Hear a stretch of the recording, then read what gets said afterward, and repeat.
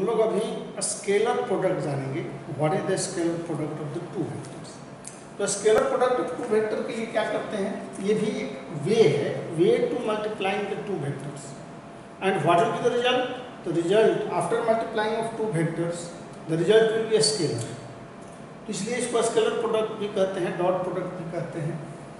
तो ये देखिए, जब दो वेक्टर है और दोनों का टेल यहाँ जुड़ा हुआ है और किस एंगल पर है, थीटा, दोनों के बीच एंगल थीटा है। तो इस तरह का जो मल्टीप्लिकेशन होता है ए डॉट बी, ये डिफाइन होता है A dot B equal to mod A mod B cos theta से, यानी कि A dot B equal to A B cos theta होता है। इसको कहते हैं एक वे है, way to multiply the two vectors and what will be get after multiplying we will get the scalar, यानी कि A B cos theta is scalar, mod A scalar, mod B scalar and cosine of theta will be also scalar also. तो three product of a scalar will be scalar. तो यहाँ A dot B can written as A B cos theta।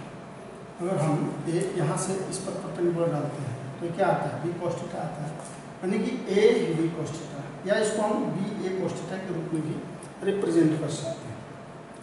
ये जो angle होता है theta, ये angle 0 से बड़ा और पाई से छोटा होता है। अगर इसमें दोनों में से कोई वेक्टर ए और बी, इन दोनों में से कोई वेक्टर अगर 0 आ जाए तो उस केस में एंगल हम डिफाइन नहीं कर सकते हैं, लेकिन उस केस में A dot B equal to क्या होगा, 0 होगा। तो अब इस प्रॉपर्टी का ये जो स्केलर प्रोडक्ट है, इसका कुछ प्रॉपर्टीज है, उसको हम लोग देखते हैं।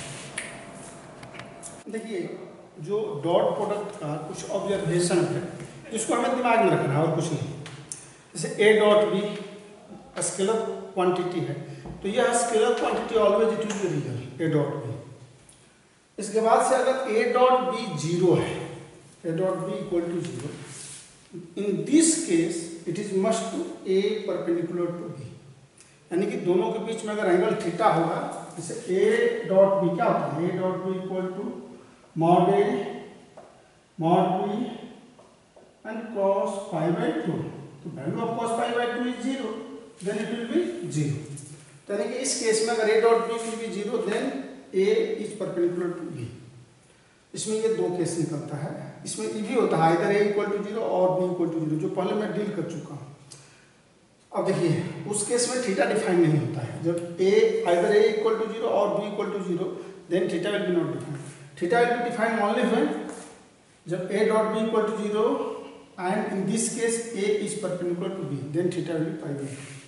इसके बाद है अगर a dot b equal to a b, तो इस केस में क्या होता है कि एक दूसरे के पैरेलल होता है a और b, यानी कि उस केस में थीटा क्या हो जाएगा, 0 हो जाएगा। पैरेलल में पाई भी होता है, लेकिन इस केस में 0 होगा। जब a dot b मान लीजिए कॉस्ट 0, तो a dot b अगर दोनों के बीच a और b ये एंगल 0 होगा, तो a b cos 0 का वैल्यू 1 होता है, ये भी हो गया। तो ये जो दिखाया गया कि a dot B equal to A B, तो इस केस में थीटा 0 होगा। और अगर a डॉट ए लिखना होगा, तो a डॉट ए यानी कि इन दोनों के बीच में दो एक ही एंगल है, a और a एक ही वेक्टर है, और उस दो a और a के बीच में एंगल हमेशा 0 होगा। तो a डॉट ए भी क्या हो जाएगा, मॉड ए स्क्वायर, यानी कि a स्क्वायर हम लोग लिख सकते हैं, और इस केस में भी थीटा 0 होता है। और अगर दोनों के बीच में एंगल पाई हो, यानी कि दोनों एक दूसरे के ऐसे ये पैरेलल तो है लेकिन ऐसे है, ये चला यहाँ से पाई हो गया, ये अगर पाई है ए और बी के बीच में, तो उस केस में ए डॉट बी क्या हो जाएगा, माइनस ए बी हो जाएगा। अगर A dot B equal to minus A B है, तो इसका मतलब है कि थीटा इक्वल टू पाई है। और अगर थीटा इक्वल टू पाई है, तो A dot B equal to minus A B, यानी कि दोनों वाइस वर्सा है। 5 ऑब्जर्वेशन नंबर 5 जो है, कह रहा है कि in the view of the observation, देखिए आई जे एंड के वी है, I dot I equal to J dot J equal to K dot K equal to 1 होता है। आई डॉट आई आप जानते हैं कि आई जे और के यूनिट वेक्टर होता है along x axis, y axis and z axis. तो आई डॉट आई अगर करते हैं हम लोग, तो दोनों के बीच का ये जो I mod and angle between both will be 0, तो ये 1 ही हो जाता है, 1 यूनिट वेक्टर है, यूनिट वेक्टर है, इसलिए I dot I 1, J dot Z 1, K dot K equal to 1 और I डॉट J ये परपेंडिकुलर हो जाएगा, ये x एक्सिस के अलॉन्ग है, ये y एक्सिस के अलॉन्ग है, यहाँ cos पाई बाई 2 यानी कि 0 हो जाएगा, J डॉट K भी 0 हो जाएगा और K डॉट I भी उसी तरह से 0 हो जाएगा।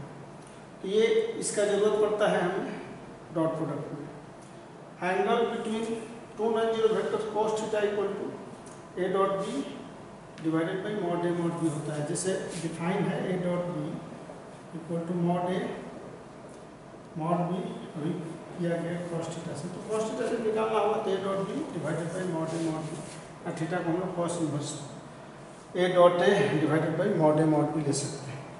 इसके बाद है तो स्केलर प्रोडक्ट हमेशा क्या होता है, कम्यूटेटिव होता है। स्केलर प्रोडक्ट कम्यूटेटिव इसलिए कि जैसे मान लीजिए 2 इंटू 3 6 होता है और 3 इंटू 2 भी 6 होता है, तो चूंकि ये दोनों का प्रोडक्ट स्केलर आता है, A dot B scalar, B dot A scalar, तो ए डॉट बी और equal to B dot A commutative होता है। डिस्ट्रीब्यूटिव भी होता है, A dot B plus C equal to A dot B plus A dot C, इसमें भी वही रूल काम करता है। यहाँ b plus A dot B भी क्या हो जाएगा, स्केलर प्लस स्केलर, तो इसलिए ये डिस्ट्रीब्यूटिव लॉ को भी फॉलो करता है। अगर कोई कांस्टेंट k है और k के साथ a और b अगर आपका दो वेक्टर है, इस प्रॉपर्टी को भी k a डॉट ये क्या हो जाएगा, कोलिनियर हो जाएगा डॉट b, तो k a dot b equal to k a dot b equal to a dot k b। तो इस तरह से ये जो पूरा इसका प्रॉपर्टीज है, ये ऑब्जर्वेशन जिसको हमें ब्रेन में रखना है क्वेश्चन सॉल्व करने के लिए, तो यहाँ तक हम लोग सीखे। अगर a और b दो वेक्टर इस तरह से हो, a1i जो कंपोनेंट्स में लिखा हुआ है, a1i plus a2j plus a3k, b1i plus b2j plus b3k, तो a डॉट b अगर हम मल्टीप्लाई करेंगे, ये दोनों वेक्टर लगेंगे, तो a1 b1 इससे इसको करेंगे तो i डॉट i, फिर a1 से a1 b2 i dot j, a1 b3 I dot के। अब इसी तरह से a2 b1, a2 से तीनों भी करना है, तो a2 b1 j dot I, a2 b2 j j और a2 b3 j, a2 b3 j, फिर a3 से इन तीनों में इंटू करते चलेंगे, तो a3 b1 k dot I plus a3 b2 k dot j और a3 b3 k। अब ये i j i k 0 हो जाएगा जैसे बताया गया है, अगर दोनों परपेंडिकुलर है तो ये वैल्यू 0, तो a1 ये i1 बचेगा, तो बचेगा क्या, a1 b1 प्लस ये बचेगा, फिर ये देख रहे हैं a2 b2 ये a2 b2 अब प्लस a3 b3, तो इसका हम यूज करेंगे, डायरेक्टली यूज करेंगे। मान लीजिए कि a vector equal to 2i plus j minus a और b equal to i plus 2j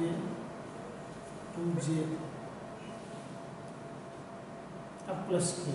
अब इसका वैल्यू अगर आपको निकालना है डॉट बी, तो सीधे इसको इंटू करेंगे, 1 1 ये 1 प्लस 2 हो जाएगा, 1 इंटू 2 2 प्लस 2 ये माइनस 1, ऐसे इसके कोफिशिएंट से इसको, इसके कोफिशिएंट से इसको, इसके कोफिशिएंट से, तो वैल्यू सीधे आपका आ जाएगा 3, यानी कि a डॉट बी आ गया 3। तो इस तरह से इसका यूज हम करेंगे क्वेश्चन बना।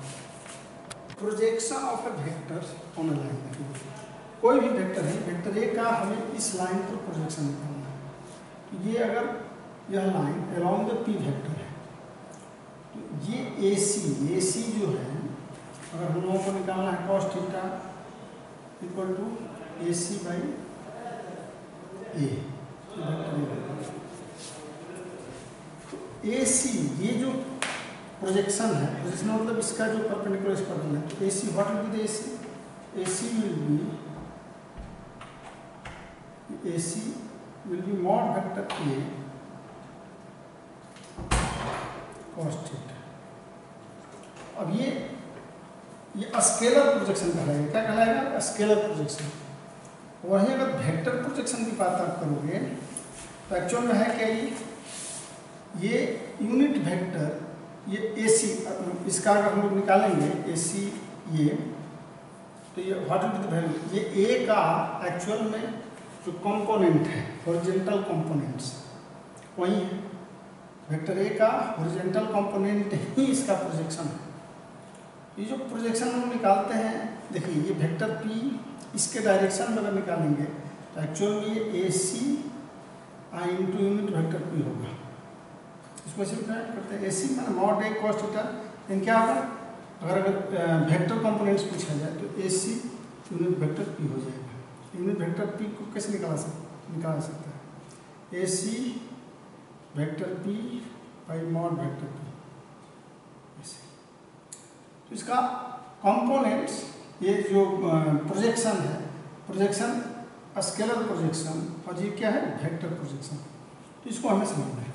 अब ये डिफरेंट एंगल्स पर सभी पर होगा, ये जो कॉस थीटा है थीटा, अब ये देख रहे हैं ना कि 0 to 90 के बीच में फर्स्ट क्वाड्रेंट में है, तो है इसका यहाँ पर more than 90 and less than 180 पर ये प्रोजेक्शन ऐसे AC कॉस थीटा, ये ऐसे है कॉस थीटा यहाँ पर मोर देन 90 180, तो इधर होगा 180 to 270 के बीच में अगर होगा तो ऐसा होगा, और 270 to 360 के बीच में होगा तो ऐसा। इसका साइन बदलते रहेगा, नेगेटिव नेगेटिव पॉजिटिव। तो इस तरह से ये जो प्रोजेक्शन है एंगल का, ये थीटा हर डायरेक्शन में होगा, हर क्वाड्रेंट में होगा। तो ये केवल यही नहीं सोचना है कि बस ये सीधे 0 to 90 के बीच में। मुझे लगता है कि प्रोजेक्शन ऑफ वेक्टर्स ये आपको क्लियर हो गया।